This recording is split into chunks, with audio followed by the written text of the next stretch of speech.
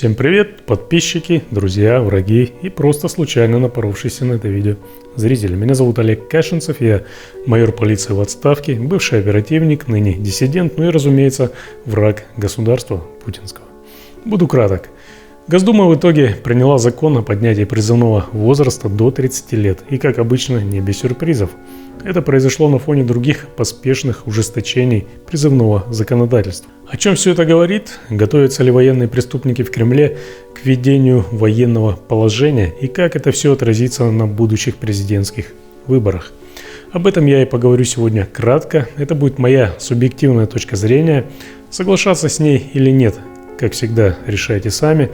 Но обязательно досмотрите это видео до конца, поставьте лайк, поделитесь им и подпишитесь на этот канал, если вы, конечно же, еще не сделали этого. Итак, поехали.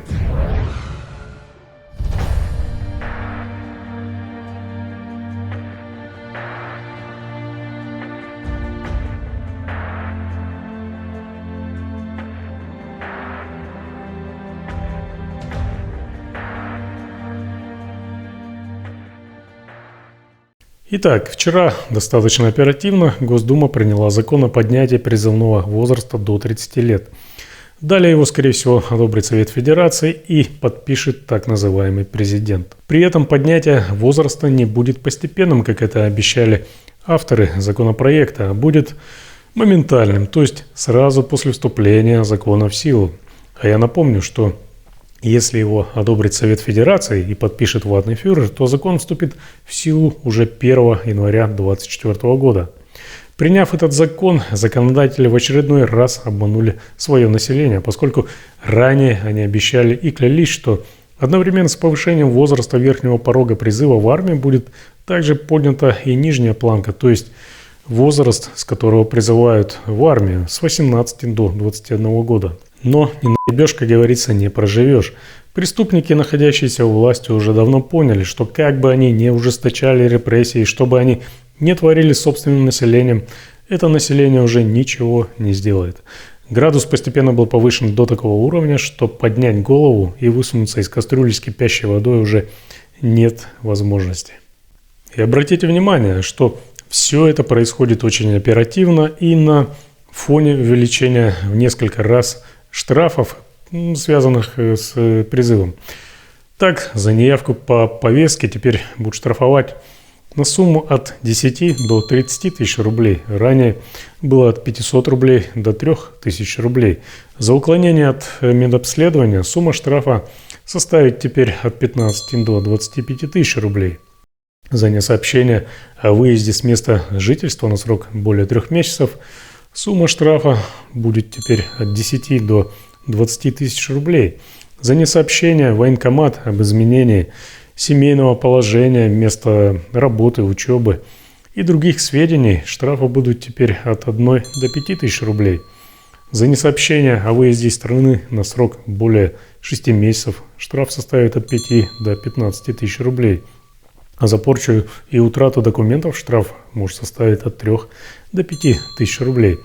За неоказание содействия по оповещению и явке штраф составит от 60 до 80 тысяч рублей для должностных лиц и от 400 до 500 тысяч рублей для юридических лиц.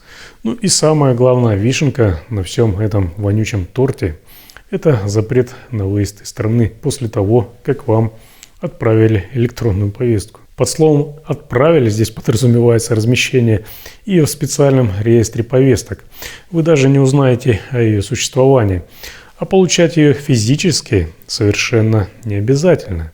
Повестка будет считаться врученной после ее размещения в реестре. И нет, удаление аккаунта госуслуг, как вы знаете, вас от этого уже не спасет. Как мы видим, государство последовательно и очень активно запирает так называемый мобилизационный резерв на территории страны и практически не оставляя этому резерву возможностей уклониться от мобилизации и покинуть страну.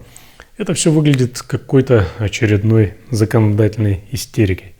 Почему это происходит? Ответ, на мой взгляд, тут заключается в том, что у властей на самом деле возникают серьезные проблемы с выполнением плана по набору контрактников. А в некоторых администрациях, например, на местах, не знают, где и как еще им рисовать и откуда брать нужные цифры для отчетов по спускаемому сверху плану. Видимо, сейчас эта проблема начинает всплывать и становится видимой для центра. В итоге к концу этого или в начале следующего года будет либо объявлена очередная, но уже крупная волна мобилизации, либо массовая мобилизация с введением военного положения. Второй комбинированный вариант, на мой взгляд, наиболее реалистичен. И сейчас объясню почему. Мобилизация и военное положение – это та комбинация, которая позволит не только быстро нарастить мясной потенциал путинской армии, но и отменить так называемые президентские выборы, в которых текущий в кавычках президент хотел бы поучаствовать, но законность такого участия и последующая легитимность этого чучела будет находиться под серьезным вопросом даже у выдрессированного пропагандой населения. К тому же проводить выборы в кавычках, такого уровня во время незавершенной войны, победа в которой стоит под огромным вопросом, как минимум преждевременно. Не проводить мобилизацию значит катастрофически потерять инициативу на фронте, приблизив тем самым свое поражение и опять же прийти на выборы в кавычках с глупым и некрасивым для электората избитым лицом.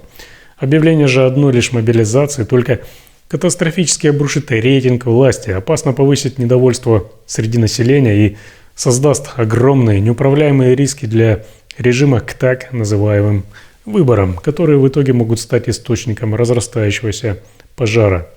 Состояние, до которого довели население, позволяет властям перевести регулятор температуры в котле, в котором медленно варят это самое население, еще на одно деление вверх. То есть, чтобы не рисковать, им проще отменить то, что они называют выборами на основании введения военного положения, или чрезвычайного положения, и объявить, что ватный фюрер будет находиться у власти до окончания такого положения. Статья 7 закона о военном положении как раз позволяет им это сделать. Согласно этого закона, любые выборы в период действия военного положения не проводятся. То есть полномочия органов власти, в том числе и президента, продляются до окончания действия такого положения. Впрочем, то же самое происходит и в случае введения, например, чрезвычайного положения. Статья 14 закона о чрезвычайном положении также говорит о том, что любые выборы в период действия чрезвычайного положения не проводятся. Полномочия выборных органов и должностных лиц продлеваются на период действия положения. Так что я не исключаю, что события будут развиваться именно таким образом. Я думаю, что спешка и наглость, с которыми принимаются все эти указанные поправки, как раз и свидетельствуют именно об этом.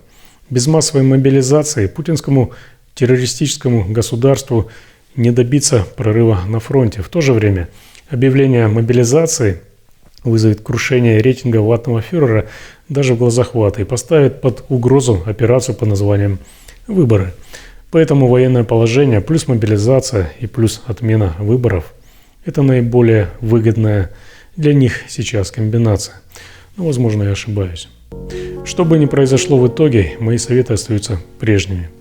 Уклоняйтесь от мобилизации, сопротивляйтесь и причиняйте ущерб режиму любыми доступными и безопасными для вас способами. Подумайте, разве может быть что-нибудь ужаснее того, как быть отправленными захватывать чужую страну в составе фашистской армии агрессора, умерев в итоге как оккупант на чужой земле, непонятно за что. У меня на сегодня все. Это была моя точка зрения. Соглашаться с ней или нет, как всегда, решать только вам. Но пока, как всегда, ставьте лайки, делитесь этим видео и подписывайтесь на этот канал. Здесь вас никто не обманет. Вы, Владимир Путин, подонок. И я счастлив сказать это вам при миллионах наших зрителей в день вашего 70-летия.